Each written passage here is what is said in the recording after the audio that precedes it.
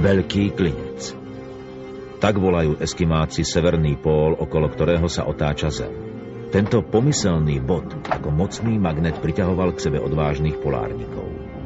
Po jeho dobití ostal v Arktíde pre ľudí so športovým duchom skoro nemožný cieľ, ktorý aj Reinhold Messner označil ako najväčší problém tohto tisícročia.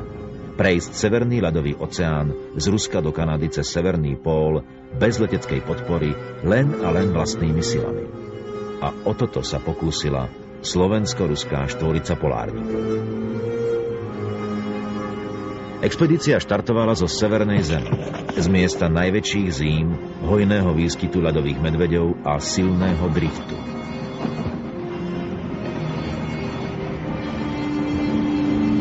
Severný pól dosiahli po 75 dňoch 8. mája 1998. Od tejto chvíle začali zápasiť nielen s neustálým protiprúdom ľadových kríh, ale aj s množstvom otvorenej vody a veľkými výkyvmi počasia.